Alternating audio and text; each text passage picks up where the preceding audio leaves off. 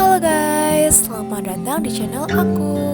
Sebelumnya, perkenalkan nama aku Cynthia Dinda Ristianika. Di video kali ini, aku akan membahas materi tentang menganalisa pasar konsumen. Langsung saja kita masuk pada materi kita pada pagi hari ini. Selamat menonton. Sebelum memasuki pada bab yang pertama, alangkah baiknya kita harus tahu terlebih dahulu apa itu pasar konsumen.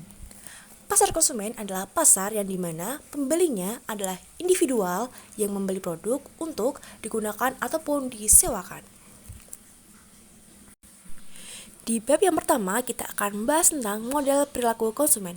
Menurut Angel 1995 menyatakan bahwa perilaku konsumen adalah tindakan yang langsung terlibat untuk mendapatkan, mengkonsumsi, dan menghabiskan produk dan juga jasa, termasuk proses yang mendahului dan mengikuti tindakan ini. Dari definisi sebelumnya, dapat kita simpulkan bahwa perilaku konsumen adalah tindakan individu dalam membuat keputusan untuk memuaskan kebutuhan dan keinginan mereka terhadap barang dan jasa yang ditawarkan di pasar.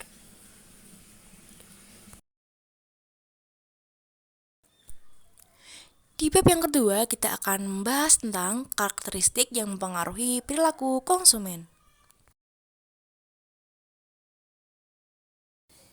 Yang pertama yaitu adalah budaya. Budaya adalah penyebab paling mendasar dari keinginan dan tingkah laku seorang karena budaya tumbuh dalam suatu masyarakat sejak kita masih kecil.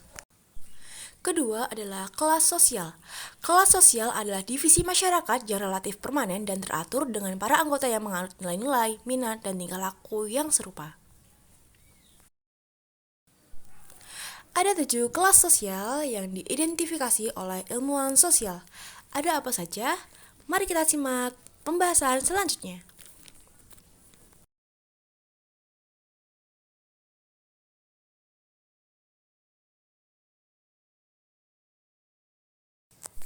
Yang pertama ada kelas atas kurang dari 1%, elit sosial yang hidup dari kekayaan warisan. Yang kedua ada kelas atas bawah 2%, yaitu orang yang memiliki kekayaan yang besar karena kemampuan yang luar biasa. Yang ketiga kelas menengah atas 12%, tidak memiliki status keluarga ataupun kekayaan yang luar biasa. Yang keempat ada kelas menengah 32%, pekerja kerah putih dan kerah biru bergaji menengah yang tinggal di bagian kota yang lebih baik.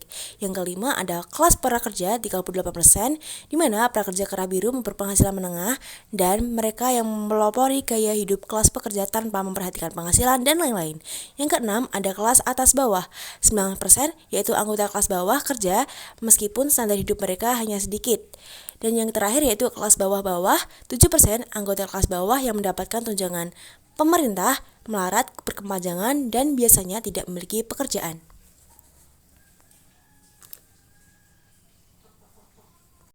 Lanjut karakteristik yang ketiga yaitu peran dan status sosial.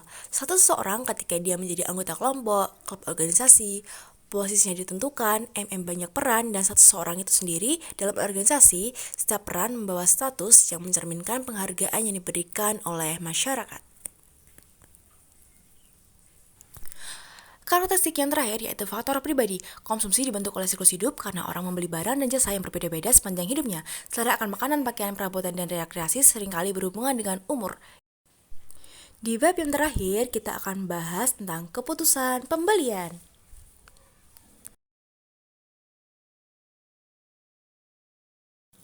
Yang pertama adalah keputusan pembelian yang rumit.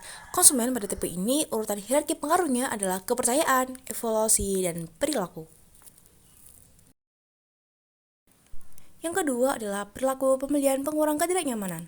Konsumen pada tipe ini, urutan hierarki pengaruhnya adalah perilaku. Perilaku konsumen tipe ini adalah melakukan pembelian terhadap suatu merek tertentu secara berulang-ulang dan konsumen mempunyai keterlibatan yang tinggi dalam proses pembeliannya. Kadang-kadang konsumen sangat terlibat dalam sebuah pembelian, namun terlihat sedikit perbedaan di antara berbagai merek. Yang ketiga adalah pembelian yang mencari variasi. Konsumen pada tipe ini, hierarki pengaruhnya adalah kepercayaan, perilaku, dan evaluasi. Yang keempat yaitu perilaku pembelian karena kebiasaan. Konsumen pada tipe ini, urutan hierarki pengaruhnya adalah kepercayaan, kemudian baru perilaku. Yang terakhir yaitu contoh kasus. Keluarga muda yang baru menikah memutuskan untuk membeli mobil pertama mereka, dipengaruhi oleh budaya yang menempatkan mobil sebagai simbol status sosial, serta kelas sosial mereka yang memungkinkan untuk membeli mobil berkualitas dan harga terjangkau. Keputusan ini juga dipengaruhi oleh keputusan pribadi mereka untuk memiliki kendaraan yang nyaman dan efisien, dan pertimbangan untuk masa depan keluarga yang mungkin berkembang.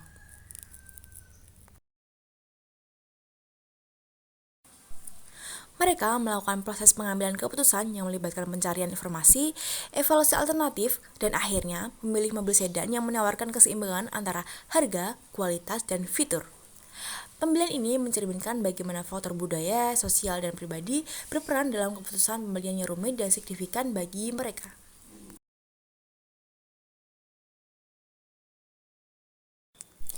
Oke, mungkin itu saja yang bisa aku sampaikan.